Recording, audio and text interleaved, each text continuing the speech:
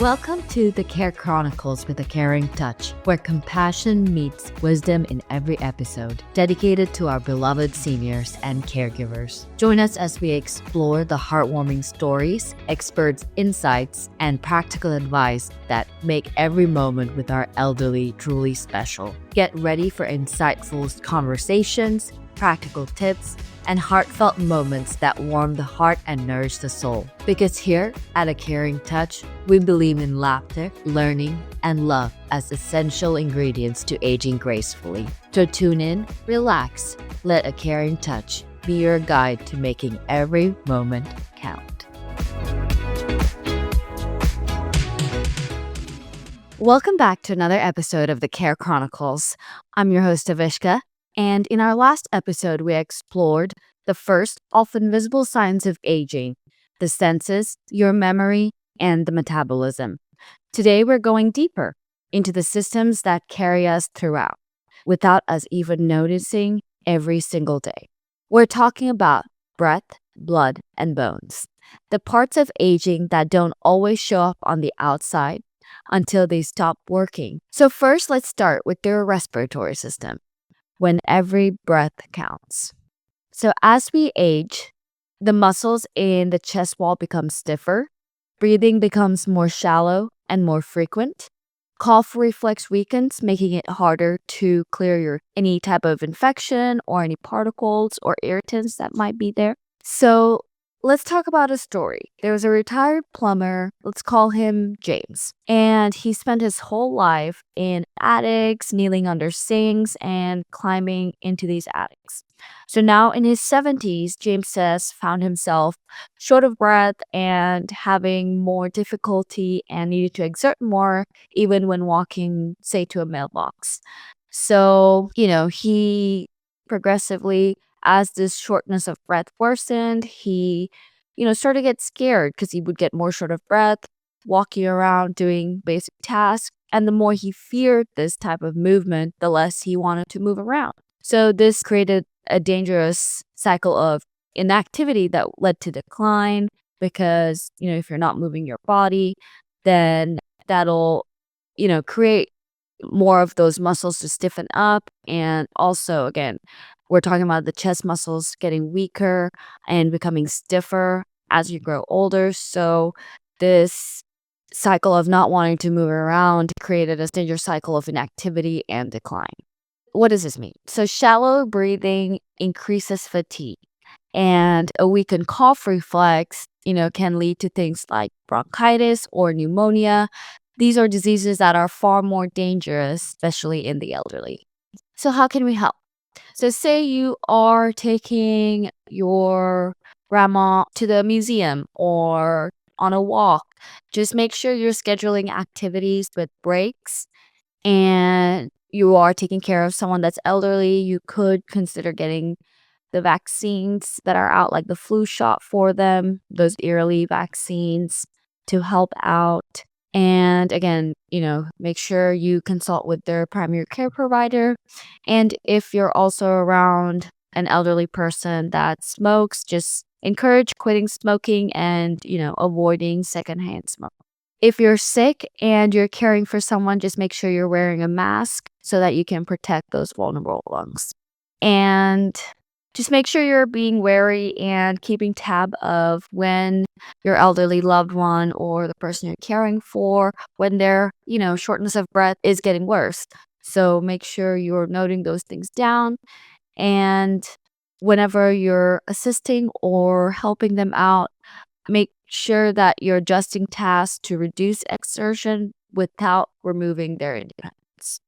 So what are some things to watch out for? So there's persistent coughing, trouble breathing when lying down, rapid breathing. Sometimes there's labored speech. So just needing to exert more when you're speaking. And you'll also start to notice more exhaustion after small exertion. So make sure you're watching for these signs, taking them to a healthcare provider as needed, and also assisting them as they grow older, to reduce the amount of exertion that they're putting into these activities. So next, let's move on to the circulatory system. So these are the quiet changes in the heart. So as people age, your heart muscles become less elastic and gets weaker, and your arteries tend to harden and narrow. So this increases things like blood pressure risk.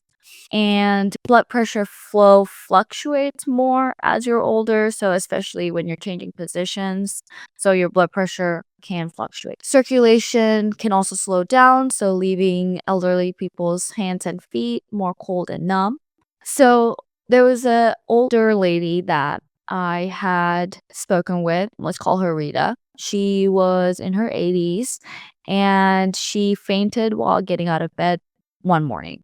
So this seemed like a simple stumble, and this actually, whenever they evaluated her, turned out to be orthostatic hypotension. So this is whenever you have low blood pressure with changing positions. So low blood pressure that might cause things like dizziness, lightheadedness, or fainting when rising from sitting or lying down. So changing positions that way. So this is something that was initially scary, but again, this is something that does happen as you grow older and something to watch for in your elderly.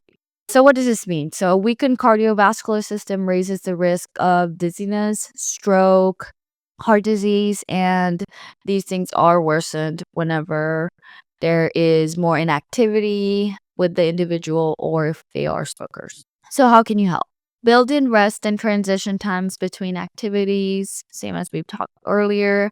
Promote daily movement, even if it's just walking to the mailbox or stretching in a chair. And avoid things like tight socks or clothing that's restricting circulation. So the blood can, flow easily without any issues or anything stopping it. And monitor signs of dizziness or swelling and advocate for smoking cessation again if that's someone that uses tobacco. And you can also elevate the feet and legs if you notice some swelling present. And again, make sure you're consulting their primary care physician, especially if there's drastic swelling and, more signs. So other things you can watch for are heart palpitations, any sudden dizziness, edema, so that's the swelling in your feet or legs, complaining of chest discomfort, and increased fatigue. So next, let's move on to our bones and muscles. So the foundation that's beneath us, or foundation inside of us, beneath our skin. So as you age, your bone structure, aging weakens your structure. So the bone loses density and becomes more fragile. Muscles shrink and recover more slowly. Cartilage tends to wear down, so this can make joints more painful and stiff. And your spine can compress, so this leads to like gradual shrinkage. And other times, the spine may also curve, so this often leads to a stoop posture. So this is like a reality check that aging muscles don't just feel sore, they also take longer to heal.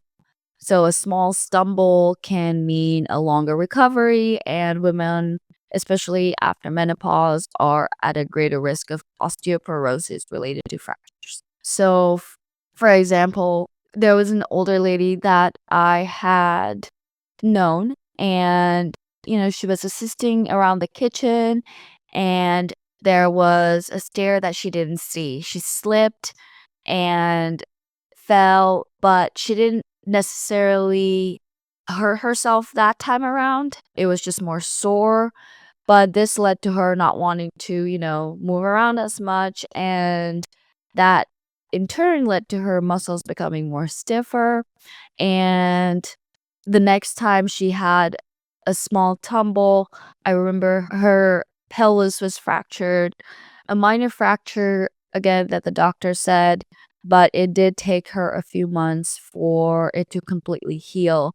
It was one of those that would heal on its own, but due to her age, it wasn't one that, healed within a few months. It took maybe a lot longer than that. So this is something to be aware of. Again, don't exert yourself too much, but make sure that, there is movement in your daily activities that's already scheduled in, especially if you're assisting or caring for an elderly loved one or family member, or you're a caregiver for an elderly person or client.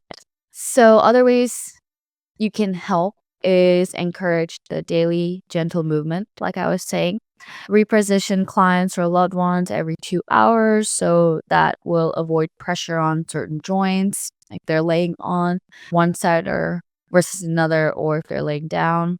And support them with things like walking aids. So you can have canes, walkers, or grab bars accessible. So, in case they need to reach for something, there is that walking aid to help out. Make time for tasks, especially with people that are elderly. Don't rush them. You don't want to have them move too fast and fall, or get up too fast and, have a episode where they faint. So just make sure that you give ample time and don't rush.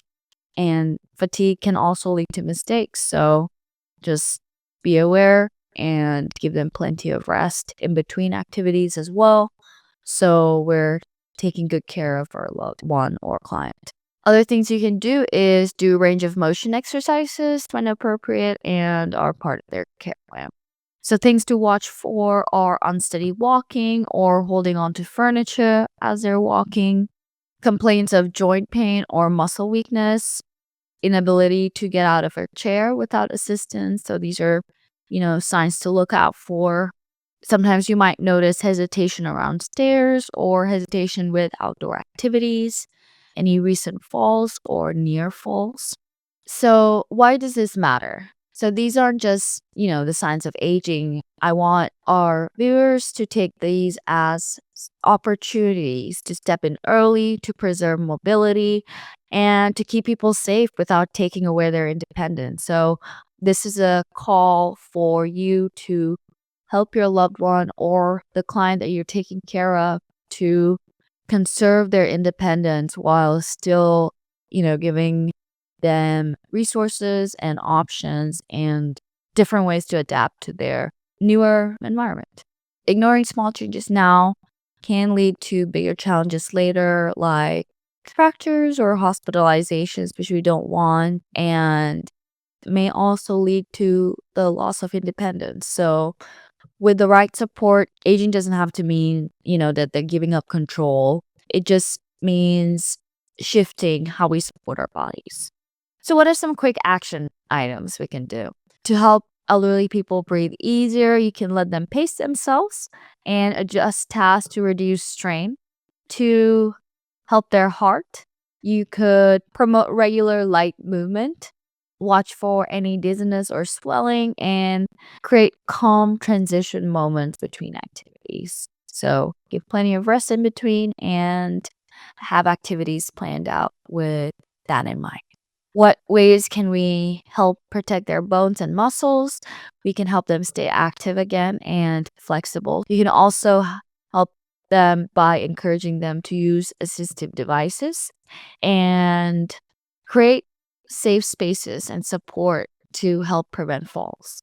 So breathing, circulation, and movement are forms of the core of life. And when these things change, life changes with them. So the good news is you just need to pay attention, and with taking steps at the beginning, you can help that transition and help them still feel independent.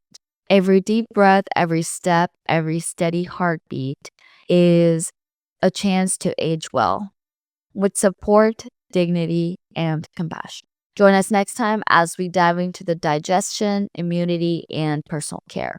These systems carry emotional weight, from eating with joy to dealing with incontinence.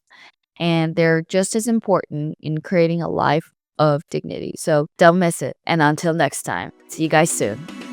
Thank you for joining us on this heartwarming journey with a caring touch. Be sure to check out our website and connect with us on social media for more stories, resources, and ways to get involved. We're excited for you to join us again in our next episode, where we'll continue to explore the beauty of aging with grace and compassion and dive deeper into topics that matter to our elderly community. Until then, stay connected, stay caring, and we'll talk to you again soon on the Care Chronicles with a Caring Touch.